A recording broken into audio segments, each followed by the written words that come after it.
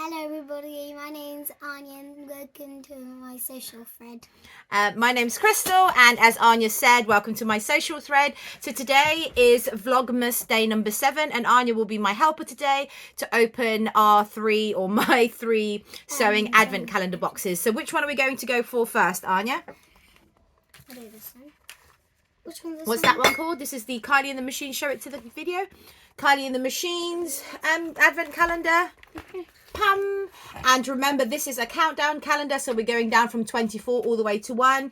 So today would be 7. No, because we're doing it going back downwards. So 20, I think it's 19. Did we do 19? 20, 21. I think it's day 19. Let's find 19. 19. Oh, Sorry. maybe we did 19. Is it 18? 18. Maybe it's 18.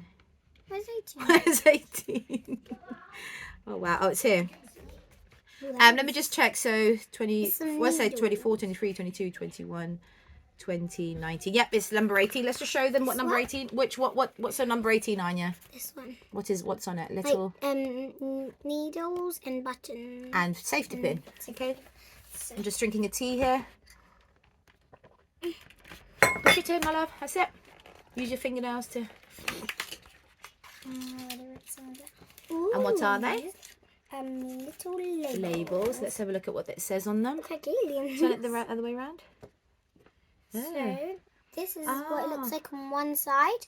The green happy face. And then so it's green happy face on one And side. the other side is an orange Happy face, and it's got her Kylie and the Machines logo at the top. So these are smaller than the other ones. Inside here you can. Well, no, that's just the reverse of it. Yeah, I know. So these are smaller than the other ones, and I think they would be perfect for baby makes, toddler makes, children's makes, that sort of thing. Or even, rather than having the label at the back of the neck, you could put it, sometimes you put, stand up, my love, stand up, just for the camera. Stand up all the way, all on the seat. Fine.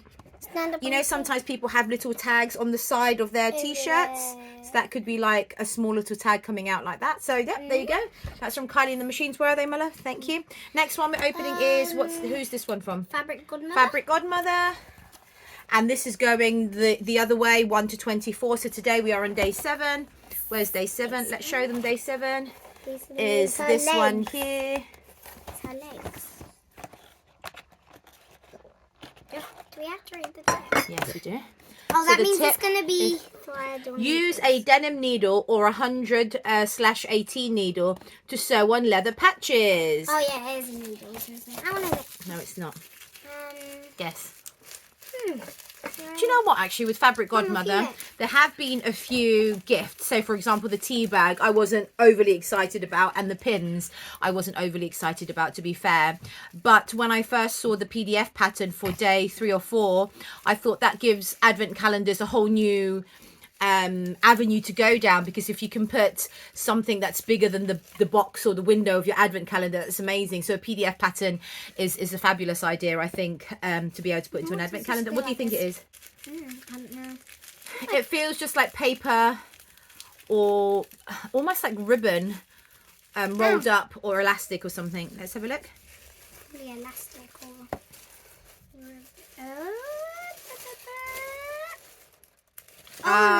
Labels. I take them Yeah, out. so labels from Little Rosy Cheeks, which I've got before. I've bought from them before. And I have actually bought their leather labels as well that says handmade. They do them in an ochre, a pink, and a tan. Yes, my love.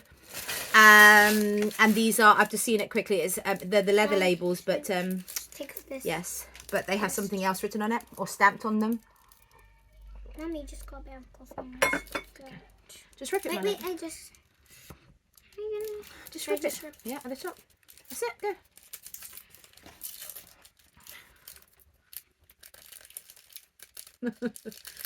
Right, let's show them. Well done. So it's Leather labels. Leather Oh, and it's quite a nice one. So it's like a crackled silver leather label that says bespoke on it. And on the other side is just this. And the other side is labels. So that's 2 lovely labels from Little Rosy Cheeks, which is great. Oh, I thought it was brown, but it's actually silver. It's like a silvery colour. And the description or the tip at the back of the window or the door talks about denim needles, and these are Oh, they're not really denim, but I guess you could put them on denim jackets, your denim jeans, that sort of thing. So that's lovely. Next is, do you want to show them the box first? Is Beyond the Pink Door. Beyond the Pink Door. And we're going to open it and look for box number 7, please. Box number 7. Ooh. Let's guess what it is. I know what it is. It's I know what it is. Okay. You tell me what you think it is. Is it number 7? Are you sure? So number 7 is the brown paper bag. One of those things you put in those little hole things, those little stick things you put them. Anya thinks it's the little sticks, you know, the loop turners, like what the Prim has. You know, that you have the little plastic straw and the metal needle that goes in, so you're able to turn loops around. I think it's another Prim ruler. Go on. Or a measuring gauge type thing. I have, if it is it, I've got lots of these and they're very handy. I have probably about 4 actually. Oh, that's a massive bag. Because a couple of them have been bent by the children. No, it's not. It's a seam ripper by Hemline. There you go. Useful. So I have the seam rippers that come with the machine, which aren't too good. I have also got, Sienna, can you pass my purple seam ripper? That one's quite cool because it's got... I have also ordered one of these from Etsy. It's sort of like, it's not real marble, but it's like a marbleized, and it's got the 2 things at the end. You've got that, owl, and then the other one is a seam ripper. But these are very handy, and as it's new, it's going to be super, super sharp, so I'll probably have that by my overlocker, and this is by my sewing machine. You've got a bigger one, just like this. Do I? White. Yeah, the white one. I'm not sure. Here, Sienna. So shall we rate these, Sienna? Anya, do you want to rate it from first to second place, and then I'll do my first to second place? I like this one. Is that your first place? Then I like this one. Then this little happy smiley face. Okay, so my first place will be Fabric Godmother with their leather bespoke labels ×2. My second place would be this one. This one. It's kind of a tie between these 2 because I think these labels are quite cute. I've not seen cute children small labels, and like I said, it would be quite cute to put it on the side seam of a garment. This isn't like a high value item, but it is a very useful item, and it's from Hemline, which is a good brand. So I'm going to tie Fabric Godmother and Beyond the Pink Door today. There you go. Can we put these all away? Another batch to go in my label tin. My label tin's getting fuller and fuller. And can that go in the bin? Right, Annie, my love, your job is done. Can you get the boys in here, Xander and Zachary? Good. And look how many there I know. is. Do you want to show them? Yeah, careful. It's going to tip out. Oops. Loads of labels in there already. Oh, this one's quite pretty. Where do you get these ones from? Fabric Godmother. So I've done this in the first, so as I've been doing Vlogmas for a while now, I've kind of got into the swing of things. So from now on, all of my vlogs will be kind of split into 3 parts. The first part will be opening the calendars with one or other child. I'll mix and match the children because I have so many. One child. So when one child goes, bye Annie, another child appears. Say hello, Zaki. Hello. And Xander's coming in as well. Oh, Xander's got this. Yeah. Come. Xander's got a cut on his face though. It's not a cut, it's a scratch. That's a cut. It's a Look scratch. at that. It's a scratch. Right, move up my leg. And there's the one that's got a scratch in his face. Xander, say hello. Hello. What happened to your face today, Xander? I was walking, yeah. You weren't walking. Go on, you're walking. Go on. Yeah. Yes. And Zachary poked me with a pen on my face. Well, it's not quite. You tell the story, Zachary. Okay, shh. You tell the story, Zachary. I was taking it off Ava, and I put it really fast, and it scratched his face all the way up here. So basically, we were doing schoolwork this morning. I was doing schoolwork with Zachary. Ava was on the left side of Zachary, and she had taken the pencil off Zachary. Zachary then pulled the pencil off her, and as he's pulled it, the back part of the pencil with the metal bit and the rubber hit the side of Zachary's face, of Xander's face. And then you cried a little bit, didn't you? Yeah. And then we just put a bit of, what did we put on your face? Sudocreme. Sudocreme. Your face is a bit dirty. Should we get a baby wipe for your face? Yeah. Can somebody get me a baby wipe for Xander's face, please? Well, now. Yeah, not now. So today, so this portion now, sorry, I got confused. I got distracted. So all of my vlogs from now on will have the first part, Advent calendar opening, second part, sewing chat, third part, family life chat. So now we are on the sewing chat. And, no, not yet. We're not doing those ones, my love. And sewing chat today will be showing my finished Tabitha drawstring dress for Sienna, and also my Beyond the Pink Door Think Pink box has arrived. It was a bit late because there have been 4 days of Royal Mail strikes. So normally I get it by the end of the month. It's now the 6th of December. I'm filming this the day before. So when you see this, it will be the 7th of December. And we've just received it here. So we're going to open this up. Careful, careful. Can I just cut? Let me do this first. Thank you, Gabriel. What did you have for lunch today? Empanadas? Yeah. Why have you got an eye on your face, on your forehead? Because I like on. Okay. So our Beyond the Pink Door subscription box. There's 2 of them. Yeah, that's another one. So this is, again, their recently revamped packaging. Beyond the Pink Door. Pardon? No, I'm not doing it. And you will let the boys open this. Let's just do the stick and you can open it. We're not doing that one. Fabric Godmother. No, that's not on one today. Okay, so she'll open it. Let's just show them. One second. Okay, Zaki, can I show them this box, please? That's the interior. Let's look at this piece of paper here. So these boxes are £35 a month plus postage and packaging, and they include fabric, a sweet treat, a haberdashery item, and a gift. This is their regular Scan Me QR code, and basically you scan it and it takes you to a private YouTube video which talks about the fabric, how to use it, how to wash it, how to handle it, and Zachary, stop please, and fabric pattern ideas for what to use the fabric for. Boys. Right, did you want to do this or shall I do it? I'll do it. Okay. Oh, so let's have a look. Think Pink subscription box number 10. So this always shows you, be like a diamond, precious and rare, not like a stone that is found everywhere. So it shows you the 2 colorways that they've got this month, and it's got this floral, Christmassy floral here, and then a burgundy sort of sparkly version there. And I'll show you which one we have in a bit. So first of all, okay, 1 second. Do you want to show that? What's that? Ribbon. This is ribbon. What does it look like? Thread. It's thread, so you get Gutterman's thread. It's sort of like an ice blue colour, which is lovely. Next one's under. Actually, this one. Yeah, we got a little, what is it? Furry ball. A furry ball. So this is a faux fur pom-pom. And so I think these go like at the top of like hats and things, or wherever you want to do it. I suppose at the top of a hat you could use that, so it's a lovely pom-pom. Okay, you can show this one. We've shown that one already.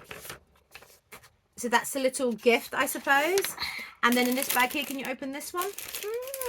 Okay, you have to wait. We're going to open this one next, okay? I can't open now. Yes, okay. We can't see you, Zachary. What is it?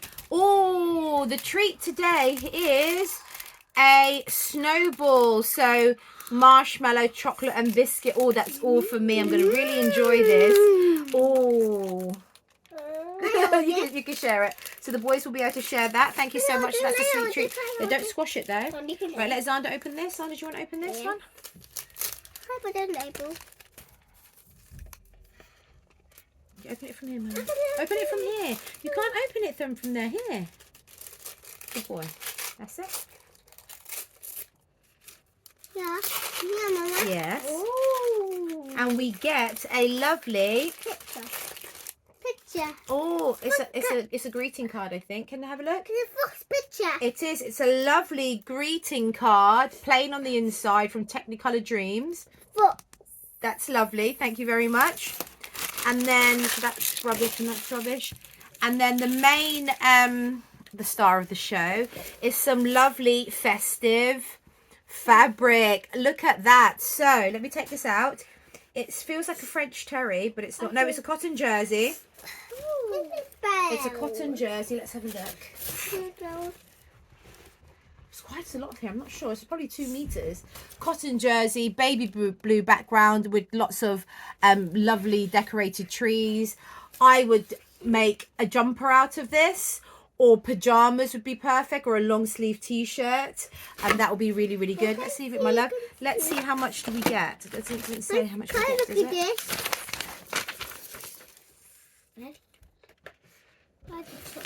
It doesn't say. Oh yes, it does. It says we've got 2 meters of organic cotton jersey, a Gutterman thread plus other goodies. So that's the fabric that we've got today. So Andrea did send us emails this month asking if we wanted festive fabric or an alternative, and I went for the festive fabric, and so that's quite nice. I don't have plans so much for now, but I do think like a matching pajama set would be nice. And because it's 2 meters, I could probably do one as a gift for my goddaughter. Or you know, I'll have to see how much I can get out of that, but that is really, really lovely. A beautiful cotton jersey, white reverse. There you go. Thank you very much, Andrea, for that. Right, boys, your job is done. You want to say bye-bye, Xander? Bye. This is Xander. Okay, see you later. You guys can go and share that if you want. Go and share that. You can bring your robots. Right, can you close the door for me nicely, please, boys? Bye, Mama. Bye. See you later. Close. Mama. Love you. Bye. Close the door. Properly. Push. Push. No. Sorry, everybody. So that's that portion done. Continuing on for the sewing portion of this vlog. I have finished my daughter's Tabitha drawstring dress, and I'll just quickly get it for you here. Sorry. So Tabitha drawstring dress is from the Tilly and the Buttons Make It Simple book, and I've spoken to you about this many times before. It's that dress here, and it basically consists of the Tabitha t-shirt and a self-drafted skirt that you add together to make the drawstring dress. We went for the long sleeve version this time, and we've added cuffs at the wrist just for an extra bit of detail. Very easy to do. And what I like about the Tabitha t-shirt is it's not too fitted, it's not too loose. So instead of negative ease, there actually is positive ease. But I think it's only like an inch. Bear with me, let me have a look. So, so it's 1.5 inches of positive ease at the bust, which for me is perfect because I'm not too keen on too close fitted tops, because you see all your lumps and bumps and your bra lines, that sort of thing. And if it's too loose and baggy, then obviously it just feels a bit shapeless. So for me, the Tabitha t-shirt is a perfect pattern for long sleeve t-shirts, short sleeve t-shirts, and now especially the drawstring dress. So basically what you do is, as I say, you just have the Tabitha t-shirt pattern, you draft your skirt, and they give you full instructions in the book, and you join the two together. And then the seam allowance, I'll show you here. So this is my daughter's one here, made out of dusky pink with white grid organic cotton jersey from Poppy, which we bought from Lush Cloth Fabrics. This piping or this ribbing we just had in my stash, and then I used my gorgeous label from the Beyond the Pink Door day 1 of the Advent calendar, and I have top stitched it all the way around just in a dusky pink. We went for the long sleeve version. We've added our own cuffs. This cuff was, I just used it from the Joni pajama top because it was on the same A0 sheet as the Tabitha t-shirt dress. And with the Joni, it is slightly deeper. It was sort of up to here, so I just shortened it a bit. And then we went for, I had this dusky pink cord in my stash already, and that's normally 2 meters, I think. And as I was saying, you join the t-shirt to the drawstring dress, and then the seam allowance you fold up, and then you stitch it down, creating a channel for your drawstrings. You can use eyelets for this. I have used eyelets before in my first 4 makes, but I found that with some of them the eyelets were coming undone, and that was really annoying. So instead I have just interfaced it and used buttonholes, which is another alternative that you can use according to the pattern. I'm very happy with this, and I've just hemmed it by 1 inch. Also, I haven't used my Guttermans. You know, they have the Mariflex threads now that are stretchy or elastic, and that's good for using around the around your neckband. I do only have the Mariflex in black and white, so I didn't use it for this, although I could have used white, to be fair. And I've just gone for my dusky pink and used my stretch stitch on my machine. I'll pop up some photos of Sienna wearing it. And yeah, so that's my second make of the month. So the first make was the Tilly and the Buttons Lyra for my daughter Talia. Second is Tilly and the Buttons Tabitha for my daughter Sienna. I now have a Bakerloo to go for Sienna and a couple of Be Curious dresses for Ava. I might be able to squeeze one in for Anya, so then all the girls have sort of new dresses for this holiday period. And that's it sewing wise for today. Next, family and life chat. I am going to continue to talk about my law career for a bit, and also I will start off today, as I am recording this a day before. It is actually December 6th today, which is for us Catholics the feast day of Saint Nicholas. And traditionally speaking, Saint Nicholas is a Catholic saint. So a saint, I mean, I'm not a theologian, but a saint is basically a person who has been categorically approved to be in heaven by the Catholic Church. So he is a saint that we pray to. And basically Saint Nicholas, he was around in a long time ago, I can't remember, but he was quite wealthy. His parents died early on, and he basically used all his wealth to help other people. He was charitable, he was generous, and he basically helped those that were in need of help, that were in poverty, that sort of thing. And one of the most famous stories of Saint Nicholas is there was a father who had 3 young daughters, and at the time you needed a dowry in order to get married. The higher the dowry, the better the marriage back then.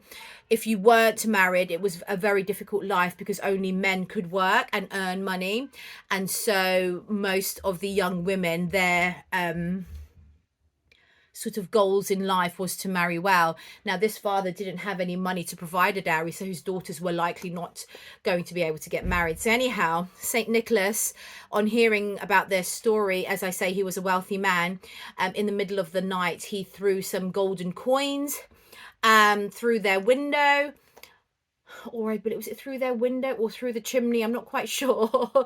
And they ended up landing in the girls' shoes that were by the fireplace.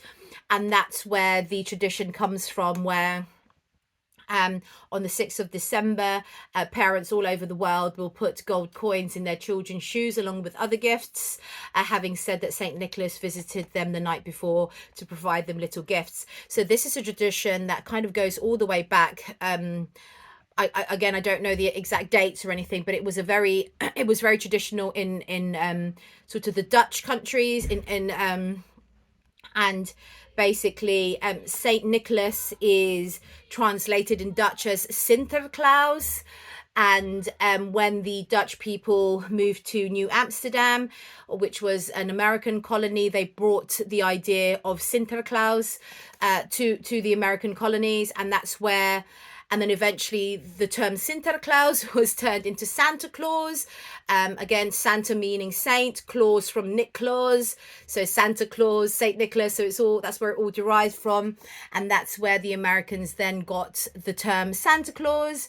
And then they obviously turned it, they anglicized it, and they turned it into a commercial aspect of celebrating Christmas on December 25th. But originally and traditionally speaking, Saint Nicholas would be December the 6th, and that's when most people on the continent and most Catholics nowadays, traditional Catholics, celebrate the feast day with the presents. And some people actually don't give presents on Christmas Day to their children, they do it on Saint Nicholas's Day, and they then allow Christmas Day, the 25th of December, to not be about presents or about the commercial aspect of buying people presents and exchanging gifts, but instead doing the presents on St. Nicholas's Day. And then for Christmas, it would be still getting together, you know, having a family meal, enjoying family times, and just basically almost like Thanksgiving, you know, like the Americans celebrate Thanksgiving. So it's just getting together, thanking God for your blessings, you know, for the family around you, for the food you have at the table. And it's sort of a nicer way to do Christmas, in my opinion, because that's how we celebrate it. So that's today. That's St. Nicholas Day. And then what else was I going to say? I did have a list on my phone. Yeah, I think that's it for for that sort of Advent chat. And then continuing on for my law talk yesterday. Bear with me. I was going to talk about the trial, my first ever trial, which it's going to sound really crazy. So my first ever trial. So after my 2 years training contract at the first firm that I had worked for since I was 1920, I then applied for so as a qualified solicitor, I then applied as a qualified solicitor for my first post qualification. And that brought me to a firm in Kent, which is kind of like southeast Londonish, but I think it was officially Kent. And that's where I basically practiced law as a criminal defence solicitor. And my first, so on a daily basis, I would go to the magistrates' courts, or do prison visits, or do client meetings in the office. And I've spoken about the magistrates a while yesterday. Also yesterday, I do believe I did watch it yesterday, my video, and I did make a mistake in one of the items. So barristers do have rights of audience in the magistrates and the Crown Court. That was my bad. And obviously in the appeals court. So I just thought I'd correct that. And in this firm, I was given my first trial. Probably after about a couple of months, I was given my first trial. And I was actually quite surprised I was given my trial to do by myself without supervision. And I was really, really worried. I didn't know what to do. So I spent the whole day and the evening up all night preparing for this trial, preparing my statement.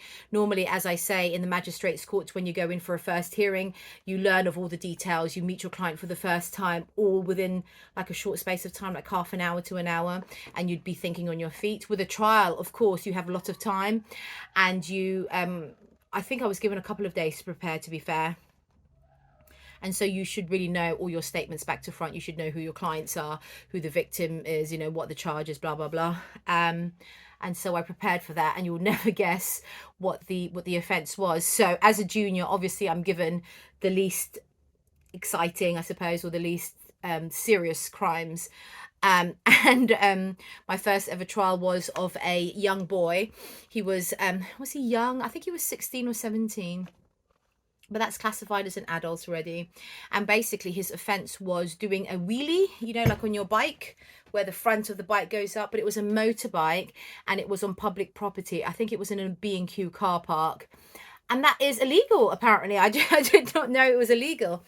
And so, you know, for me, it was still obviously a big deal. Like, for me, that was a serious enough offence if you're going to go to the magistrates' court and, you know, have a trial and a hearing and everything else. So I tried my hardest to prepare for this case. And it was my first time, obviously, cross-examining witnesses, the experts. You know, it was my first time to do everything. And so for trials, normally the prosecution open with the charge and their case, and they will say, you know, Mr. So-and-so. So they will state their statement as if their truth is what happened. So they will say, let's just say, Mr. Stevens, you know, was, you know, Mr. Stevens is charged with this offence. I don't actually know what the actual offence is called now, but they would say, you know, several witnesses witnessed him, I don't even know what term they used, performing, you know, an unsafe maneuver on his petrol run motorbike on public property for a prolonged period of time. And so they'll put their statement first, and then they'll put their statement first. And I don't know if they call their witnesses first, or no. So they would put their statement first, and then they will do all their witnesses. No, I think they will do their statement. So they open up with their case, and then I then get to respond with my case. So I will say, the prosecution will have you believe that Mr. Stevens did so-and-so. However, I will prove to you today that based on the evidence, Mr. So-and-so did not do this. So that's what I would say. Then it would be the prosecution's, it's almost like a tennis game. then it would be for the prosecution to call all their witnesses, and they will ask their witnesses, you know, what did you see? So you can't have any leading questions. So a leading question is a question where you have to actually give an answer that's not yes or no, if that makes sense. So you can't say something like, what did you see Mr. So-and-so do? And then the answer would be, I saw Mr. So-and-so do a wheelie. So the answers have to be yes or no. So you'd be like, did you see Mr. So-and-so do the wheelie? And then the guy would say, yes, I did. Or, you know, who were there any other people present when he did the wheelie? Yes or no? That's sort of the questions that they would say. I would then cross-examine them. And the point of cross-examination for me would be, I would have seen those witnesses' statements beforehand, and their statement in court, or what they say in court, has to match their statement given at the police station or at the beginning of the case. And if it doesn't match, and that's sort of a hole or a chink in their armor, where you say, well, you said in your statement this, but now you're saying this, so which one is the truth? And you sort of do it that way. And then after their witnesses, I then get to present my witnesses, and I ask them the same sort of questions, and then the prosecution then cross-examine my witnesses. And then once that's all done, the prosecution has an end statement to summarize, you know, how they think they have proven their case that Mr. Stevens did so and so. And then I will then have to do my closing argument to say, no, the prosecution haven't proved that. In fact, I have proven that Mr. Stevens did not commit this offence. And then the jury will go off, or the magistrates will go off, and they will decide, and they'll come back and they will give the verdict, and then they will set a date for sentencing. Unless it's relatively a low sentence, then they will just do a sentencing then and there.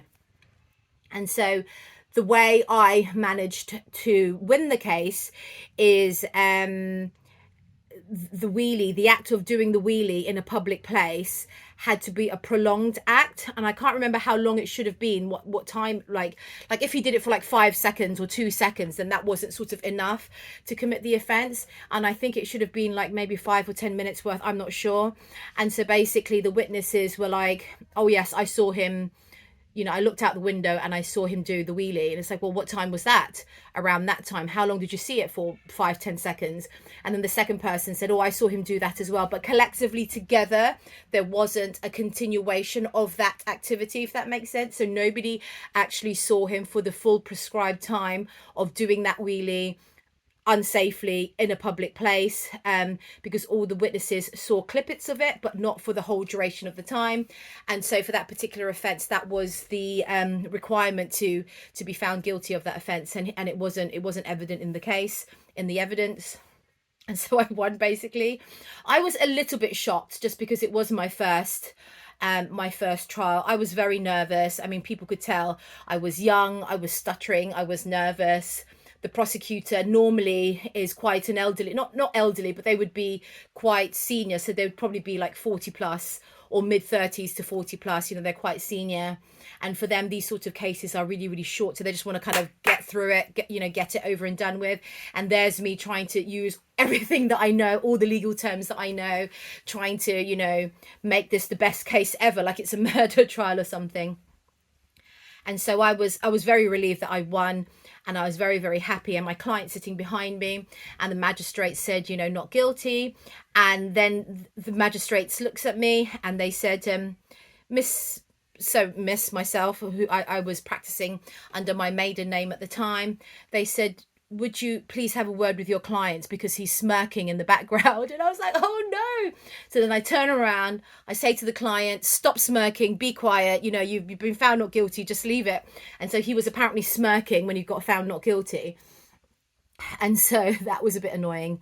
And that was that. So I won that. I think in terms of sentencing, I think he might have just had a fine or something.